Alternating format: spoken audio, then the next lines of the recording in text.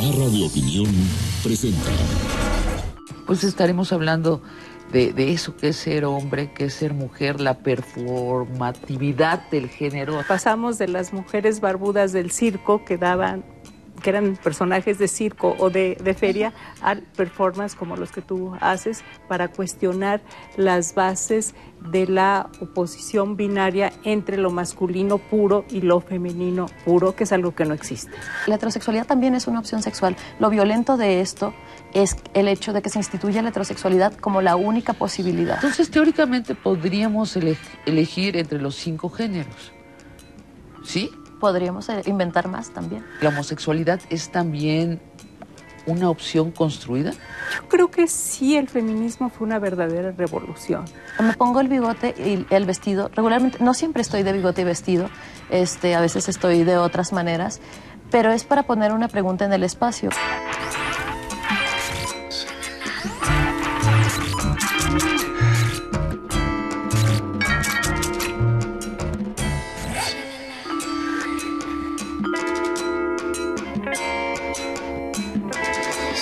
Ana Laura, tú cuando piensas en femenino, ¿qué es? ¿Qué piensas? Vemos actitudes que sí son diferentes, como que la mujer fluye. Ajá. Y el hombre es muy tosco. Cuando les pides una hoja, te agarran la hoja, la doblan, le ponen un moñito y te la dan así con mucha tranquilidad. Y el hombre es muy tosco, muy aventado, como que agarra y te da la hoja, así te la avienta, ¿no? O sea, tú querías esa dulzura, la sentías, la fluidez. Sí, o sea, adoptas esa manera de ser, esa fluidez. ¿Qué mujer veías que decías, yo quiero ser como esa mujer? Uy, pues todas. En cierta forma todas tienen ese algo de fluidez. Pues este es un programa que hicimos en el año 2008, Katia de Artigues y yo, acá en Xalala, con 2 personas transgénero. Diana Laura, que se llamaba Mauricio antes, y con Mario, que le pusieron en su acta bautismal María. Y están definiendo en el programa qué es ser femenino, qué es ser masculino, qué es ser mujer. Sayak. Pues ser mujer, bueno, ¿cómo se hace una mujer, no? Lo veremos después. Lo hablaremos. Pero ¿qué es ser mujer? Que estoy un poco como con la idea de que el esencialismo del ser no aplicaría tanto a ser mujer o ser hombre, sino que la feminidad para mí es una construcción cultural que está atravesada pues por una serie de demandas de género que tienen que ver con lo cultural, lo político, lo económico, lo social, y también pues también con una performance o una teatralización como... O sea, el género como performance. Es algo construido. Gabriela, para ti, ¿qué es ser una mujer?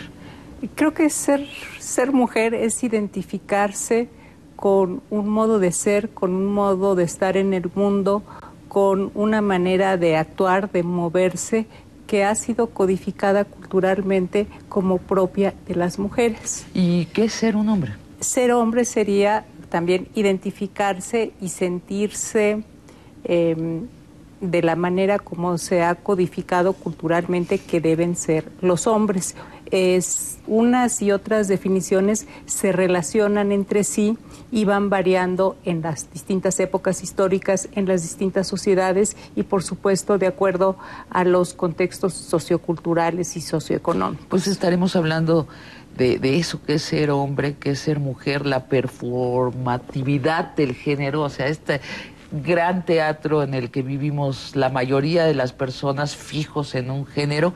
Y estamos hablando con Gabriela Cano, doctora en historia, de hecho nuestra historiadora más importante en cuanto a la historia de las mujeres y de la diversidad sexual en México, y con Sayak Valencia, doctora en filosofía, autora de varios libros de poesía sobre género, y especialmente hay que resaltar su libro Capitalismo Gore, y también performancera. Entonces hablaremos de esto. ¿Tú te vistes de mujer? ¿Traes bigote? Sí. ¿Por qué? ¿Por qué?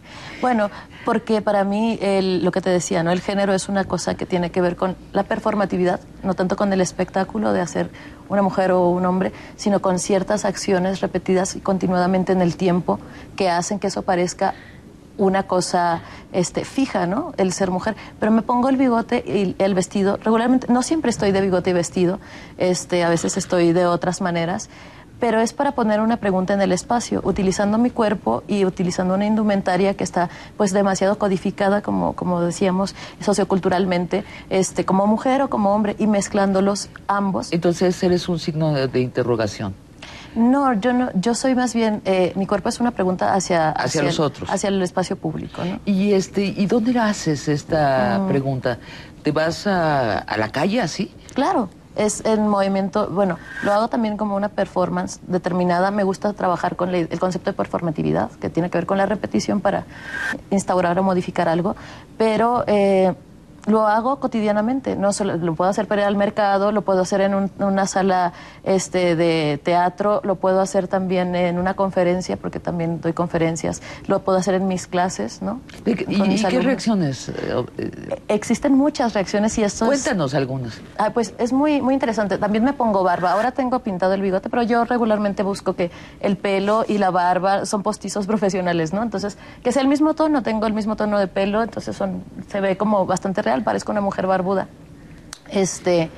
Y las reacciones van desde todo, desde gente que le da un poco de miedo, supongo, que se hacen para atrás, verme, gente que me dice que le gusta cómo me veo, gente que se ríe, ¿no? Que le da directamente risa, y creo que esa gente es muy honesta porque sí puede dar risa. A mí el género me da mucha risa. A mí que en cuanto te vi me empecé a reír. Sí. Me tocaste, yo creo que un lugar muy infantil, y hablaremos, o sea, de ese lugar, ese momento en donde nos tenemos que decidir, no, nos forzan a ser hombres o mujeres, y bueno, y de los otros géneros también hablaremos. Gabriela, tú también te has puesto barbas. Sí, yo me estaba acordando de la Semana Internacional de las Mujeres Barbudas, que fue una iniciativa artística de Cristina Rivera Garza. Poeta ella. Y narradora también. Narradora. Sí. Y tú participaste desde España. En México, un grupo de amigas decidimos ponernos bigotes y barbas y tomarnos fotografías que se expusieron en la casa del escritor exiliado. Y sí, provocaban risa, nos veíamos, además posábamos de maneras chistosas. Y algo que me quedó muy en la mente fue que con la barba y uno como que se ve más inteligente. Porque la barba está codificada como masculina, y todos los grandes pensadores piensen en el que les guste más. Y los revolucionarios. Los revolucionarios, Freud, son hombres barbados. Entonces, de inmediato, la codificación cultural eres más inteligente si te raíz barba. Por supuesto, sí, sí. Pero bueno... yo me sentía más inteligente con barba. ¿Tú te sentías?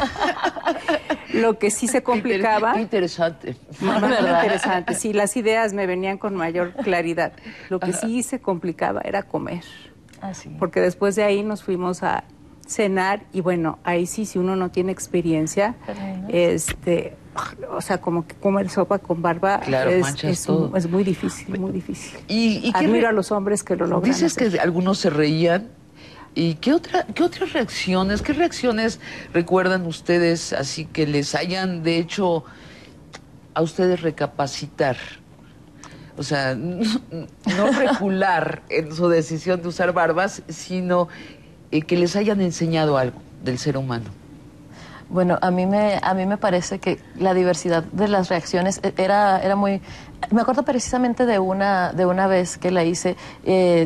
lo que decía lo de la Semana de las Mujeres Barbudas, yo lo hacía ya desde antes, yo conozco a Cristina también, entonces estuvimos hablando y me dijo de esta iniciativa, yo hice un video, entonces me fui por todo Madrid, que es donde vivía en ese momento, y me fui tomé un bus que era por toda la periferia madrileña, entonces yo estaba en el bus, el performance estaba en el bus, y ver que la gente pues me me vieran, no me interpelaban, algunas personas sí y otras no, ¿no? Entonces a mí la gente que me pareció más sincero, más honesta, o que me dio muchísimo, me gustó mucho, la gente que preguntaba, ¿no? Que tenía esa como capacidad de preguntar, porque a veces parece que no podemos preguntar, que todo está ya ahí y que uno no tiene capacidad crítica. Sobre todo en Europa, ¿no? Hay una de respeto del espacio privado. Políticamente correcto. Sí, o sea, ibas y no te preguntaban, te miraban. Y había gente que sí, y de hecho, otra cosa, en el metro me fui un día, iba a la universidad, porque yo iba con la barba a la universidad, lo hice por toda una semana, ¿no? Siempre hago los performances expandidos durante un mes, una semana, el mismo acto, en diferentes lugares, en mi vida cotidiana. Y lo que pasó fue, en el metro venía un chico barbado, también muy barbado, estudiaba Bellas Artes, me acuerdo, y empezó a ligar conmigo, pero estaba jugando. Él pensó como, esta chica está haciendo una performance, o sea, teníamos como unos códigos comunes que entendía que eso no nada más era un capricho o que... Entonces, el chico empezamos a hacer como de Romeo y Julieta, bueno, él era Julieta, por supuesto, no, pero nos empezamos a jugar con nuestra barba, nos empezamos a tocar la barba y entonces la gente estaba como encantada, horrorizada, pero bastante... Horrorizada, también tiene que ver con el horror, ¿cierto? Sí, porque es un sujeto extraño, ¿no? Es un sujeto extraño, exacto. Yo recuerdo el horror de las ferias populares donde la mujer barbada se exhibe como un fenómeno de la naturaleza y que les dice a los niños, si ustedes se portan mal, se van a convertir en un fenómeno como yo. Esa es una experiencia aterradora cuando entra uno al salón oscuro en la feria, que se ve luego el truco, pero de todas maneras da miedo. Y ahora estamos como que pasamos de las mujeres barbudas del circo que eran personajes de circo o de feria, a performance como los que tú haces para cuestionar las bases de la oposición binaria entre lo masculino puro y lo femenino puro, que es algo que no existe. Exacto. Yo recuerdo, tuve la oportunidad de platicar con Sting, el cantante, y había un hombre indio, un cherokee, y se llevaban muy bien ellos. Y Sting le tocaba el pelo y el indio lo tocaba a él y se tocaban las rodillas y todos estábamos viendo esto y sentíamos algo parecido a lo que están describiendo, porque no se estaban comportando como hombres y tenían una relación de hermanas, de madre e hija, era muy, muy femenino todo este asunto, y sí, y todos seguíamos esas manos con más atención que la plática. De hecho, no me acuerdo de la plática, me acuerdo del hecho de tocarse y suavemente de acariciarse, que la cultura le veta a los hombres, ¿cierto? Claro. Vamos a ver la parte final de este trozo de la entrevista de Ana Laura y Mario. Poner las gafas para verlo bien.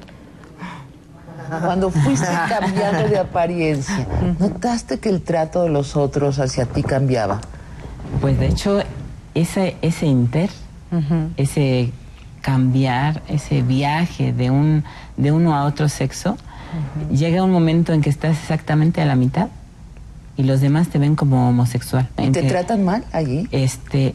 Sí empiezan miradas, empiezan señalamientos. Es el periodo que más agresiones uno puede tener. ¿Sí? El en medio. El del medio. Y después cuando ya pasas, ¿te piropean y chiflan? ¿no? ¿Eh? ¿Te piropean y chiflan también? Ajá, sí. Ya llegaste. Es que ya llegaste. ¿Y tú, Mario?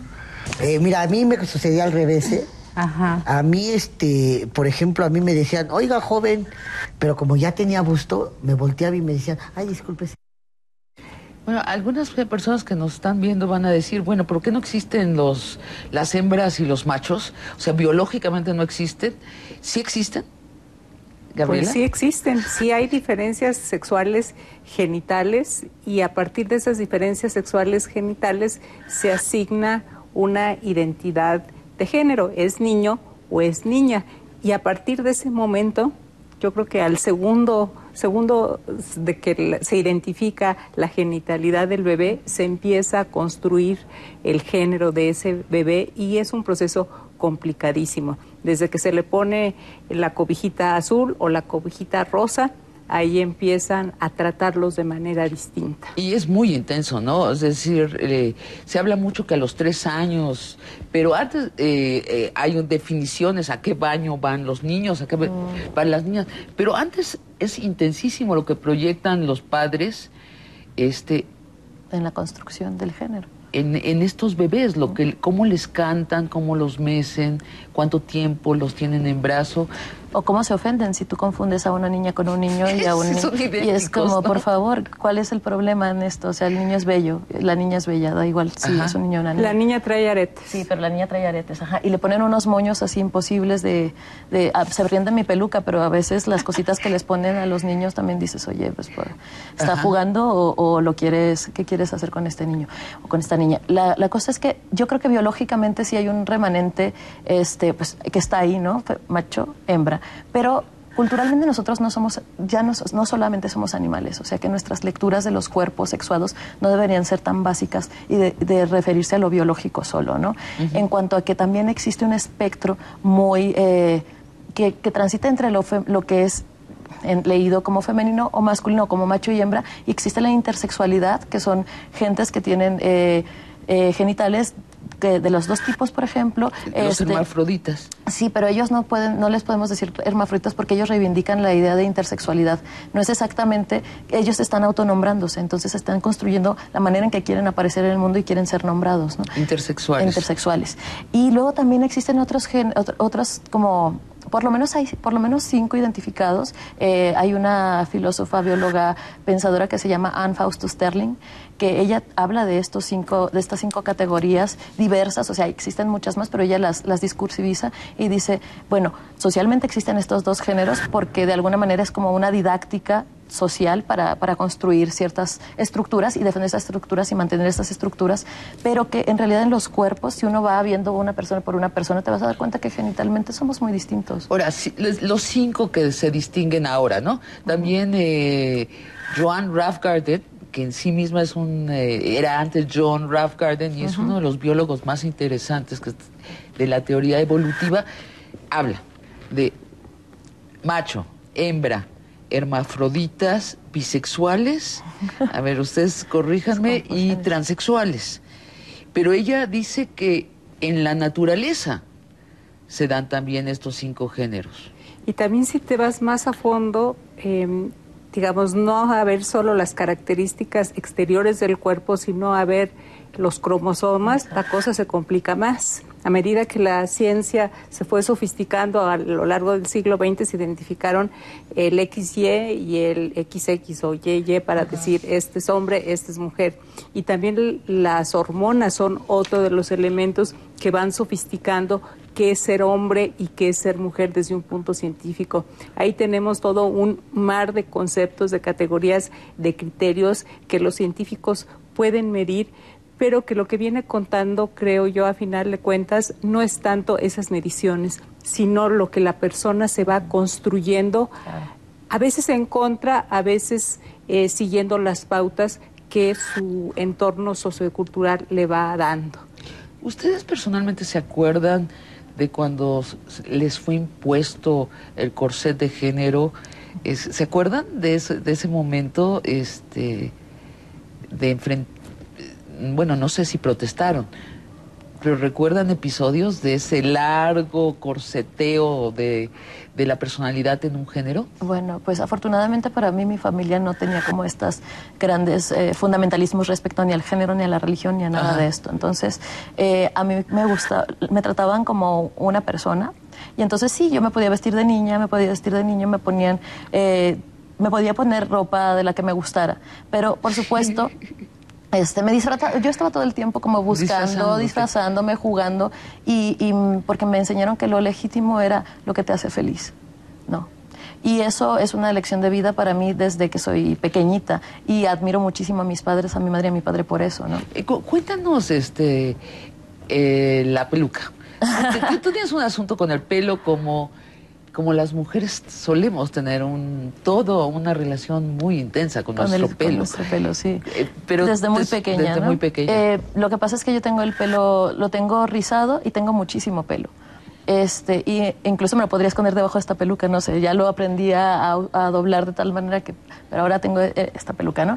Pues yo me oponía a que me peinaran, o sea, eso de ponerle lacitos y moñitos, no lo soportaba. ¿Qué edad tenías? como 3 años. Y no era porque fuera femenino o masculino, simplemente porque me tiraban tanto del pelo que a mí yo lo odiaba. Era como, me duele, a mí no me gusta que me hagan esto. Hay que decir que eres del norte de Tijuana. Ah, sí, soy norteña, soy del norte. Una ciudad trans, ¿no? Pues sí, es una transciudad, es uno de los ejes más interesantes para leer ciertas dinámicas geopolíticas y económicas, ¿no? Pero, pues sí, entonces un día mi mamá es una persona que es muy práctica, entonces ella no va a discutir 14 horas contigo, sino te está diciendo que lo tienes que peinarte porque tienes que ir al colegio, entonces iba al jardín de infancia. No quería, no, entonces mi mamá me dijo, vamos a comprarte un helado, y bueno, vamos a comprarte el helado significa vamos a cortarte el pelo. Me moví tanto que me terminaron rapando. Entonces llega mi padre esa noche y le digo, mira, soy calva, llorando, pero un drama ambulante. Y mi papá se enojó muchísimo con mi madre porque, bueno, dijo, es que no se quiere peinar, ¿por qué la quieres peinar? Y bueno, esto pasa. Y me lleva al día siguiente a comprar una peluca, porque me dijo, no te preocupes, mi amor, hay peluquitas. Y yo, ¿qué será una peluquita? ¿No?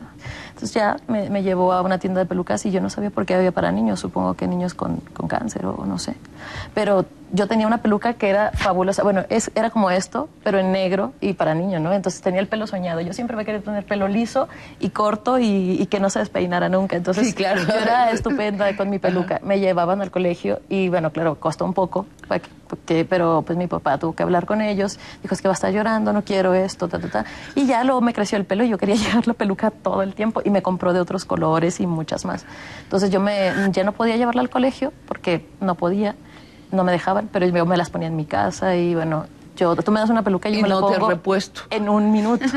No, me di cuenta de que era muy fácil desestabilizar las cosas, ¿no? En ese momento me di cuenta de que los sistemas, después, claro, mucho después, pero que los sistemas que parecen tan fijos y tan sólidos y tan poderosos, con una simple irrupción en la cotidianidad a través de la indumentaria, por más pequeña que sea, puedes mover ciertos estatutos. Entonces poner esa pregunta en el espacio se volvió algo político para mí. Empezó como algo lúdico y a mí no me interesa la política si no es lúdica, ¿no? Me interesa lo lúdico, crítico, y político, lúdico, crítico. Gabriela, ¿tú tienes estos recuerdos? Creo que el género me empezó a perturbar cuando había áreas de estudio que eran para niños y áreas de estudio que eran para niñas. Por más que yo siempre me fui por temas de humanidades que sí están codificados como femeninos, me llamaba mucho la atención que yo tenía compañeras que eran muy capaces para las matemáticas, para la física, pero que no eligieron ese camino porque no lo consideraban bueno para ellas, por más que les gustaba y eran competentes. Hablamos las mujeres más de la construcción del género, lo llamemos así o no. Las mujeres contemporáneas tenemos una cierta noción de que uno se hace mujer, ¿no? Todas lo tenemos porque estamos en una época trans del género femenino, está cambiando la definición de lo que es ser mujer. Los hombres se lo preguntan mucho menos, que si su ser hombre es una construcción, tal vez lo que pasa es que aun si se dan cuenta que es una construcción, no la ponen en duda. Claro. ¿Por qué? Los privilegios. Hay toda una serie de privilegios que otorga la masculinidad a la obediencia absoluta hacia la masculinidad, ¿no? No ser críticos con la masculinidad también representaría, pues, aunque no sean, es que también tendríamos que hablar de que hay categorías de masculinidad. Obviamente no todos los hombres son lo mismo, ni a todos los hombres se les otorgan los mismos privilegios, ni las mismas obligaciones. También tiene que ver con la clase, tiene que ver con la raza, con la etnia, con una serie de cosas, de construcciones también y de demandas. Pero claro, si tú vives bajo los dividendos patriarcales, o sea, si tú tienes retribución por obedecer ciertas reglas de género, es difícil que un hombre que tenga poder o alguien que tenga poder quiera deshacerse de ese privilegio, ¿no? Sí, es raro. Algunos hombres que les gusta, por ejemplo, cocinar o cuidar a sus hijos, que son actividades codificadas como femeninas, yo creo que eso sí se está cuestionando entre los más jóvenes y lo están cambiando. A lo mejor no discuten tanto o no lo hablan tanto como lo estamos haciendo esta noche, pero sí es algo que se está modificando. Yo creo que, por ejemplo, los curas y en general los hombres religiosos son gente que se cuestiona el género, porque para ser lo que se llama en la religión espiritual, lo espiritual tiene que ver con la intimidad, la vida misma, ¿no? Con la corriente de la vida y la intimidad con los otros, con la suavidad, con la dulzura, con los besos. Bueno, ahí tenemos a nuestro activista social, Javier Sicilia, ¿no? Que anda besando a todos los señores de la política, estos hombres duros, llenos de poder, y tienen una reacción fuerte, ¿no? Bueno, los hombres espirituales, yo creo que se lo preguntan. Creo que no se ha socializado que lo hablen los curas, por ejemplo, de lo que su rebelión al género masculino. Yo creo que los curas han hecho una rebelión al género masculino. Basta verlos y ver sus ademanes para saberlo. Otros son los bailarines, ¿no? Los artistas. Bueno, los curas, por supuesto, incluso en su indumentaria, ¿no? Usan vestido, a diferencia de los otros hombres. En fin, ¿ustedes qué tanto han hablado con hombres de esto? Pues yo con curas nunca he platicado, debo decir. Entonces ahí sí te voy a quedar mal porque esa parte no la... Pero sí veo que hay como ademanes como esto, que es un beso de amor genuino, espiritual, que es el amor a la humanidad, que un hombre besando a otro hombre no es algo que ni está sexualizado ni se acepta normalmente. Entonces que ahí sí hay una ruptura. Y el diálogo sobre el amor de los hombres religiosos, que también esto se zafa totalmente de lo masculino, ¿no? Claro, pero yo creo que en cuanto a la construcción esta más libre o más permeable o más porosa entre las performances de género o ciertos atributos que pueden ser considerados como femeninos o masculinos, que sería la dulzura, que no es propia de las mujeres. Son cosas que están ahí, que se pueden socializar, pero que nos hemos visto como súper encorsetados en ciertas propiedades o características características que corresponden a la feminidad, a la masculinidad. Eso sería propiedad de todos los seres, ¿no? Sí. Humanos, y también incluso los que no son humanos, supongo, pero... Nos cortan la mitad de las posibilidades. Exacto. A cada género. Exacto, pero ahí también hay una cosa muy importante que quisiera resaltar, que tiene que ver con a los señores religiosos, o a los curas en este caso, se les exige la renuncia a su sexualidad. Entonces, siempre tiene que estar justificándose un beso de un hombre a otro hombre bajo un gran fantasma que tiene que ver con la homosexualidad, ¿no? Y así es para controlar también todas las cosas que hacemos. Muchas de las cosas que hacemos son sexuales, lo cual no tiene que ser genitocentrado, ¿no? O sea, somos seres sexuales, la piel es, y el placer está muy negado, y desde mi perspectiva, exacto, tiene que ver con la bronca es el placer, ¿no? El problema placer es el y placer. El control.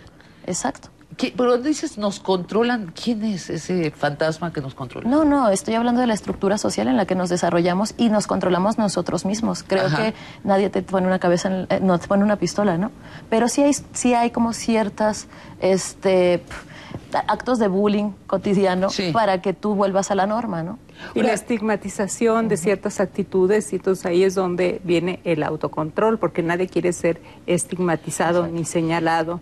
Los chavos en la secundaria es un bullying terrible a quien se salga de los géneros, ¿no? Sí. Hablando de esto, ¿ustedes creen dentro de este discurso que ustedes tienen que la homosexualidad es también una opción construida? Yo creo que están en relación. Se van a enojar mucha gente. No, yo creo que está en relación. Desde mi punto de vista, tiene que ver. Ahora mismo puedo decirte que la homosexualidad, me interesa más la parte de la homofobia, o sea, la práctica sexual que tiene que ver con la disidencia sexual. La heterosexualidad también es una opción sexual. Lo violento de esto es el hecho de que se instituya la heterosexualidad como la única posibilidad. La norma normal. Exacto. La norma sana. Heteronormatividad, heteropensamiento, no exactamente con el ejercicio de tu sexualidad explícitamente, sino que hay mucha gente homosexual que sigue desempeñando estos roles de género heterosexuales y trasladados a sus prácticas. Entonces, para mí, el problema tiene que ver no tanto con el hecho de que los homosexuales hagan cosas que no se deben hacer, sino con el hecho de que hay una economía libidinal que ellos están explorando y no es reproductiva. Obviamente ya no vivimos en un espacio donde la producción y la reproducción sean dos lugares son centrales, pero ya también se ha complejizado, ¿no? Las mujeres se reproducen, los hombres producen. Entonces, la homosexualidad sería una desobediencia a este orden de producción. Claro. Entonces, la homofobia tiene que ver con el capitalismo en este momento. Hablando desde aquí, tú eres homófobo, ¿por qué? Pues porque odiar a los homosexuales no estás odiando lo que hacen, porque en realidad es una cuestión moral casi sobre un acto privado que tiene consecuencias en lo económico. Nada más la sexualidad no está siendo reproductiva, pero en ese caso la heterosexualidad tampoco sería reproductiva ya tenemos anticonceptivos, ya se tienen anticonceptivos para las personas heterosexuales. No, bueno, y además no estamos en la cruzada por poblar el planeta, más bien lo contrario. Pero déjame detenerme allí. Gabriela, ¿tú qué piensas? ¿La homosexualidad es también una construcción? Yo creo que la manera de codificar a la homosexualidad es una construcción. Por ejemplo, hay estilos dentro de los homosexuales y las lesbianas. Hay homosexuales Pero déjame preguntarte esta parte más difícil, la preferencia sexual. Que a una mujer le guste una mujer, ¿es algo que se construye? Yo creo que es un deseo que tiene que ver con la subjetividad, el que te guste una mujer o que te guste un hombre, que tiene que ver con tu historia personal, que tiene que ver con tu entorno, o sea, y con tu ser más íntimo. No necesariamente la construiste tú, pero se construyó en ti. Se construyó en ti. Sí, claro, tú tuviste una participación muy activa, de la misma manera que te construiste profesionalmente con un deseo, de la misma manera que te construiste en otros ámbitos de la vida. Entonces, teóricamente, podríamos elegir entre los 5 géneros, ¿sí? Podríamos inventar más también. Y yo creo que es que nadie tiene un género puro, nadie es femenino al 100, ni nadie es masculino al 100. Claro. Aún quien se vea más macho y masculino va a tener sus momentos codificados como femeninos. Aún digamos, el más macho entre los machos puede tener momentos en que se les salgan las lágrimas, aunque no lo reconozca. Y viceversa, las mujeres pueden tener muchos momentos, muchos gestos codificados como masculinos. Entonces, creo que es importante verlo así. Es interesante porque el feminismo inicial de los, bueno, la ola que estamos viviendo como la resaca de esa ola, pozola. Es la pozola, y esperando la nueva ola. Ese primer feminismo no se proponía que las mujeres se ajustaran a la sociedad tal como es y fueran poderosas en ella, sino se proponían revolucionar a la sociedad, que fuera una sociedad femenina. Decía Gloria Steinem, es una verdadera revolución. Esto no es una reforma, es una verdadera revolución. Eso se almacenó, las mujeres nos pusimos de acuerdo que lo que queríamos era adaptarnos, salvo algunas excepciones, adaptarnos y en esta sociedad no ser víctimas, sino tener poder y ser autónomas. Pero todo esto que estamos platicando lo pone en duda. Mira, yo creo que sí, el feminismo fue una verdadera revolución. Si nosotros pensamos cómo se vivía o cuáles eran los ideales en los años 50, cuando los roles, la aspiración era que los roles estuvieran claramente definidos, yo creo que el feminismo cambió más las maneras de relacionarnos y de reconocernos precisamente como un poco masculinos, un poco femeninas a la vez, de lo que a veces estamos dispuestas a aceptarlo. El feminismo es una palabra que todavía molesta, desagrada, no es ni chic ni glamurosa, pero creo que sí, la revolución feminista que ha recorrido por debajo de la tierra está vigente y ha cambiado muchas cosas. Ha cambiado mucho. Yo creo que, si me permiten especular esto, pero yo creo que toda nuestra revisión de los roles sexuales tiene que ver con el feminismo. Eso es lo que rompió las cosas como eran. Claro. Y las mujeres pusieron en duda qué es ser mujer. Es lo primero que pusieron en duda y después otros grupos han puesto en duda qué es ser, por ejemplo, hablemos de la transexualidad. Tal vez la transexualidad es el tabú mayor en cuanto a los géneros. No es lo más difícil ser transexual.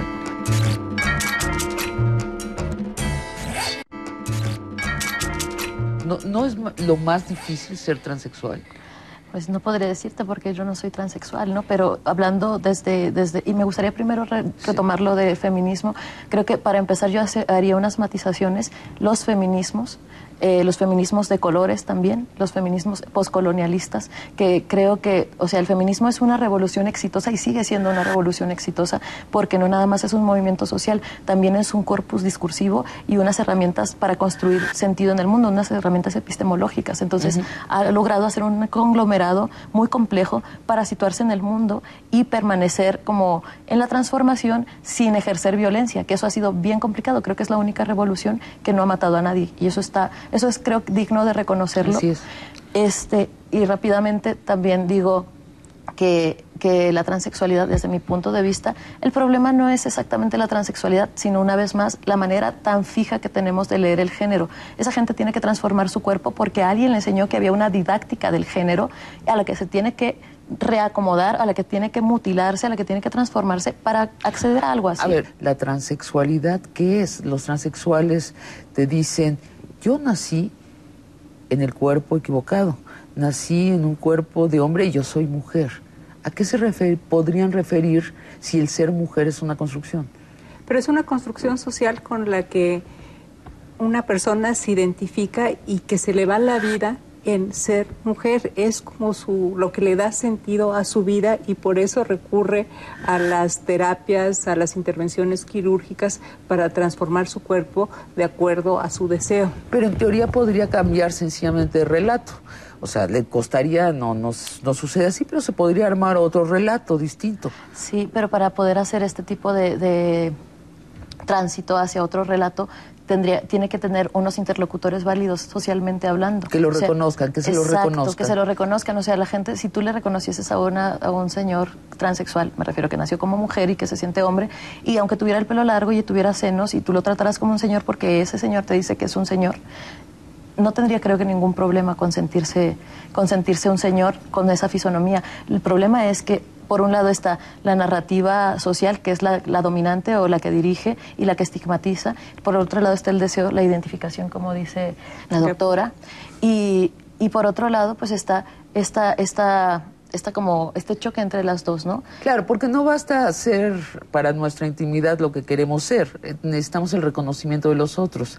De los otros también en la intimidad. Y además vivimos en una sociedad medicalizada donde la posibilidad de alterar el cuerpo no solo para transitar de un sexo a otro, sino para hacerse otro tipo de cambios físicos mediante cirugía plástica, mediante muchos tratamientos, desde los más benignos, llamaría yo, como teñirse el pelo, hasta los más agresivos, como las cirugías plásticas en distintas partes de la cara y del cuerpo, que nos hacen creer que podemos cambiar el cuerpo a la medida de nuestro deseo. Y esto es lo que creo que es el relato de los trans, que sienten que su cuerpo se tiene que acomodar a la historia de vida que ellos tienen y la que los constituye. No es una cosa así de que, ay, pues qué padre, yo me cambio de sexo y ya no. Es algo muy vital que tiene mucho sentido para esa persona. Hablemos de la bisexualidad, que los bisexuales se quejan de que son rechazados por todos. Es decir, los heterosexuales les dicen, ¿qué te pasa, maestro? ¿Qué te pasa, maestra? ¿Eres niño o niña? Pero los de la comunidad, a ver, explíquenme, lésbica, bisexual, LGTB, TTIQ. Bueno, eso, les suelen decir, a pesar de que la B está ahí en medio, les suelen decir, oye, no seas un farsante, ¿no? O les dicen, no existen los bisexuales, solo existen gente indecisa o gente desleal, ¿no? ¿Por qué la bisexualidad pone en crisis? Porque estamos acostumbrados a que las identidades de género y los deseos eróticos sean fijos a lo largo de una vida. Creo que también tiene que ver con que antes las personas nos moríamos antes, la expectativa de vida era mucho más baja de lo que es ahora, entonces ahora si vamos a vivir más años, pues tenemos mayores posibilidades de divorciarnos o de cambiar de género cada década. Bueno, eso va a pasar. ¿cierto? Pues supongo que, pero ¿sabes? Va a pasar si hallan la manera de rentabilizar esto, porque también tiene que ver con la economía. Lo que decía Gabriela... O sea, si no se puede comercializar... No se va a instituir. No, Exacto. es comercial. Es comercial. De hecho, lo que decía Gabriela hace ratito, que me pareció todo lo que ha dicho súper brillante y súper importante, pero que me gustaría... Pero eso en especial. No, esto me gustaría retomarlo para poder como enlazarlo Sí, adelante. El hecho de que la identificación también, la medicalización de los cuerpos o la patologización de las identidades, no solamente es una, o los tránsitos trans, nunca mejor dicho, ¿no? Se patologiza porque también hay una economía de esos cambios de cirugía. No es nada barato, por ejemplo, cambiarse de género, o de sexo en este caso. No es nada barato, está muy mal, y ahí también hay un sesgo muy patriarcal en cuanto a que las mujeres que nacen como mujeres y se sienten hombres no pueden acceder a una masculinidad reconocida del todo, porque las cirugías para cambio de sexo de femenino a masculino no están nada avanzadas, y si llegan a tener pues un injerto o todas estas cosas, no funcionan sexualmente, o sea, no tienes placer. Ahora, si lo viéramos desde el lugar de nuestras abuelitas, lo que estarían diciendo ellas es: esta gente cree que se puede hacer todo. La democracia le ha dicho a todo el mundo: tú puedes ser lo que quieres ser, tienes derecho a ser lo que quieres ser. También es una idea de la plasticidad de nuestros cuerpos y nuestras identidades que yo no estoy segura de que coincida con la verdad. O sea, creo que es una ilusión también. Quieres decir que hay un gran voluntarismo, ¿no? Que pensamos que por fuerza que yo de puede voluntad decir cualquier cosa. Te puedes convertir en lo que tú quieras, ¿no? Que es el sujeto liberal que puede obtener cualquier cosa si es perseverante, disciplinado. Y si tiene dinero. Exacto, eso es el sesgo que quería remarcar. Sin embargo, volviendo al tema de los trans, yo creo que el deseo de cambiar de identidad de género es muy, muy poderosa, y que se daba aún en épocas anteriores a que hubiera la tecnología médica. Tú has escrito sobre dos trans, ¿no? El caso más famoso que hizo esta posibilidad fue el de Kristen Jorgensen, un estadounidense que se convirtió en una fabulosa rubia en la época de la Guerra Fría, que tuvo mucha prensa. No es casual que sea en la época de la Guerra Fría, donde también hay una mayor confianza en la ciencia, en el progreso, cuando se da una gran divulgación a este caso de cambio de sexo, digamos. Pero sí, a mí me ha interesado el tema y estudié el caso de Amelia Robles, una revolucionaria que nació como mujer, Amelia Robles, y que encontró en la coyuntura de la guerra revolucionaria el espacio para cambiar de identidad de género. Se convirtió en hombre con las tecnologías que estaban disponibles en su época. ¿Qué eran cuáles? ¿Qué eran cuáles? La fotografía es una tecnología. Sí, claro. Y una de las es una tecnología importantísima. Amelia Robles se hizo en un poblado. Se hizo un hombre, ¿no? Se hizo un hombre y se hizo muchas fotografías como hombre.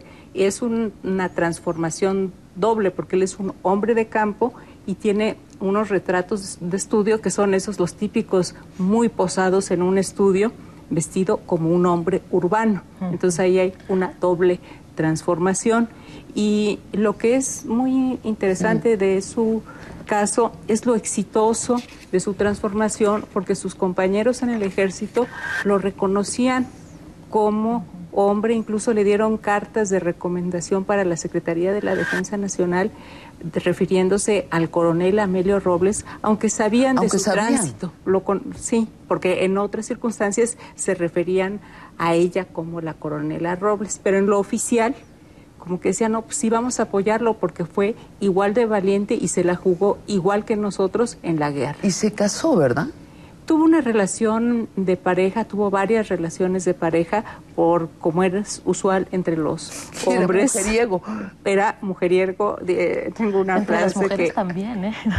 Amelio Robles era el más macho de los machos. Ajá. Que eso pasa en las transiciones de género, como que hay una voluntad de casi estereotiparse, ¿no? Si yo voy a ser femenina, voy a ser la más femenina, ¿y qué? Es mi gusto. Y si yo voy a hacer la transición de género al revés, masculina, pues voy a ser el más macho. Se da también en las conversiones religiosas, ¿no?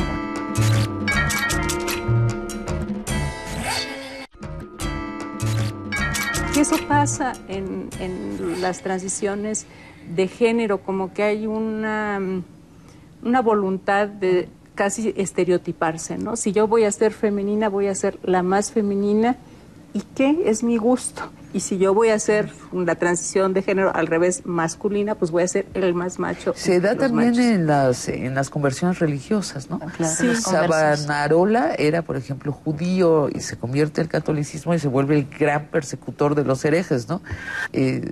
Algunas feministas, expertos. por ejemplo, critican a los transfemeninos, sí. Precisamente porque ellos encarnan el estereotipo de sensualidad corporal, de que se maquillan mucho, de que son muy femeninas. Y cuando el feminismo de los 70, del que veníamos hablando antes, como que quería acabar con los roles. Sí. Pero yo creo que esos roles tienen también su dimensión muy atractiva para lo subjetivo. Uno se siente cómodo. No quiero hablar de inconsciente porque entramos en otras cosas muy complicadas y creo que... Necesitamos una barba. Ahora sí, ¿no? O sea, no, ahí sí necesitaría yo la barba para hablar del inconsciente, sin duda. Pero que sí son móviles muy poderosos, subjetivos, los llamaré por el momento, que están ahí presentes y que no podemos ignorarlos. Ese yo me siento en el cuerpo equivocado no es un juego. O sea, claro, es realmente una cosa muy seria. Personalmente, yo creo que es una inexactitud en el relato. En fin, pero dejémoslo allí, diferimos en eso. Pero has también escrito sobre otra muy famosa... A ver, Carlos dímelos. Balmori. Sí, que se me confunden. ¿Cómo lo llamarías? ¿Famosa o famoso? Carlos Balmori fue muy famoso. Este es un personaje muy popular en la historia de México y que tiene que ver con el tema del capitalismo y de la codicia. Carlos Balmori se llamaba casi todos los días Conchita Jurado y se disfrazaba de un millonario español que estaba dispuesto a satisfacer el deseo que tú le pusieras sobre la mesa. Si querías hacer una inversión, te daba el cheque. Si te querías casar, se casaba contigo, te ofrecía propiedades. ¿En dónde vivía? Vivía en la Ciudad de México y sus amigos le prestaban casas en la colonia... Que estaban al tanto de la broma. Estaban al tanto de la broma y ahí sí era una cuestión más teatral. Sí, claro. Y lo hacían por el puro gusto de exhibir la ambición de las personas. ¿Qué año es este? Esto es 1927, 28, justamente, y continúa hasta 32. Le toca la crisis económica de 1929, que es un momento de crecimiento económico acelerado en México. Exacto. Pero lo que es muy impresionante del caso es la capacidad de Conchita Jurado, que era una mujer chaparrita, delgadita, que usaba sus trenzas, de transformarse en Carlos Balmori y de convencer a cualquiera, a un médico lo convenció de que le iba a poner toda una clínica donde él iba a prestar sus servicios y él sí rompió el compromiso con su novia y él le dijo, sí, está bien, porque él lo que quería era un consultorio. Y hay muchas historias de Conchita Jurado, que es un caso... precisamente de, por un lado, subvertir el género, porque dice, bueno, claro, yo me convierto en hombre y ustedes me creen que son un hombre por sus ambiciones. Exacto. Y demostrar la codicia, la ambición en un momento de crecimiento económico en el país. ¿Y se ligó a muchas mujeres?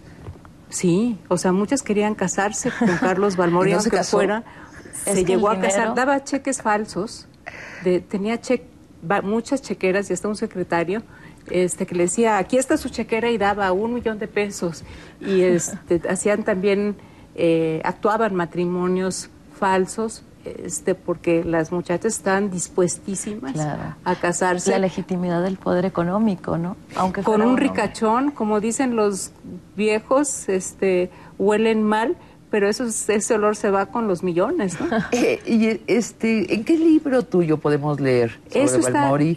La historia de Carlos Balmori la conté bajo la perspectiva de que era un ambiente de tolerancia, de diversidad sexual en la revista Nexos de principios de este año, se encuentra fácilmente.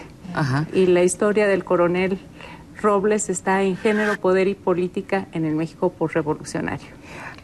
Ahora, Sayak, tú dices en tu libro que los géneros nos obligan a la soledad.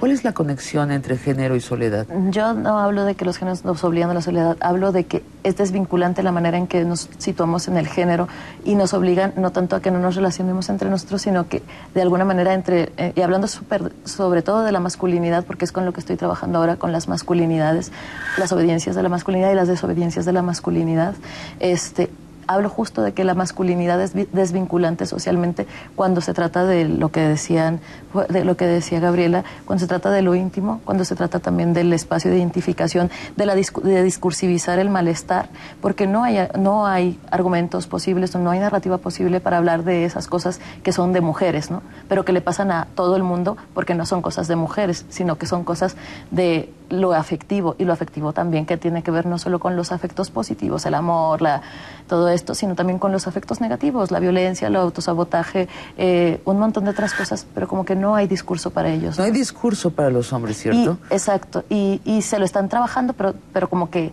el discurso a veces raya en una reafirmación neomachista muy fuerte, y la ambición o el reto en este caso sería llevar estos dos géneros a unas alianzas posibles para estos devenires minoritarios y estas desobediencias cotidianas que estamos practicando todos los días, porque nadie es perfectamente femenino masculino 100%, como decía Gabriela, porque también hay un espacio de incomodidad, tiene que ver con la subjetividad, tiene que ver cómo te construyes, y para mí el capitalismo, una vez más, la construcción capitalística de los sujetos, ¿no? Entonces es muy desvinculante la masculinidad hegemónica, entendida como la masculinidad de los violentos, los poderosos y los ricos. Los que no tienen relación, ¿no? Los que no aman la masculinidad como la incapacidad de amar, diría Carol Gilligan, ¿no? La separación del otro. Bueno, los hombres les falta hacer su propia revolución de género, ¿no? ¿No Sí. piensan? A mí me parece, de hecho estoy escribiendo sobre eso. ¿Algún pensamiento para cerrar, Sayak?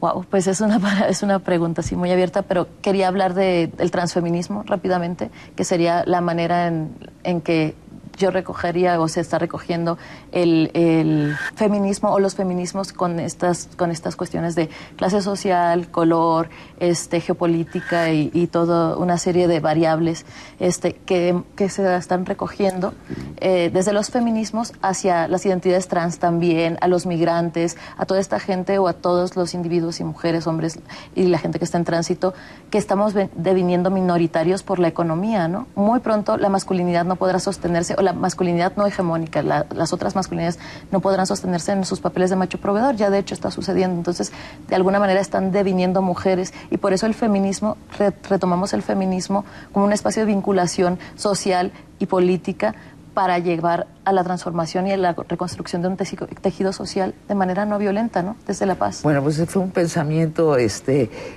largo y provocador. Gabriela, un último pensamiento. A mí lo que me interesa mucho son las maneras en que podemos desnaturalizar el género.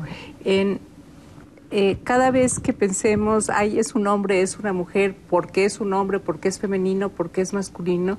Que pensemos que eso no está dictado por la naturaleza, que no hay nada en los cuerpos que nos lleve a ser hombres o a ser mujeres, porque se trata de una construcción social. Se nos acabó el tiempo, tenemos que hablar si hay algo. Una esencia por ahí oculta. Alguna esencia, alguna cosa biológica que nos separe, ¿qué será? Pues cuando tengamos el mapa cromosómico de cada uno de nosotros, claro, ¿verdad? Podríamos pensar. Porque incluso hay hombres que se están embarazando. Sí, los padres. ¿Perdón? Sí, ¿no? Hay hombres que están embarazados. ¿Hombres que nacieron así como decían nuestros abuelitos, hombres? No, no. Padres gestantes se llaman. Ahora, que gente que tiene un tránsito, son transexuales que conservan sus órganos, ¿no? Mujeres pero que se convierten en son hombres, pero son que se embarazan. Culturalmente ellos se sienten hombres. Bueno, cerramos con una imagen, creo que se llama Bobby, de un famoso hombre embarazado. Muchas gracias por esta conversación inquietante. Bueno, gracias. Gracias.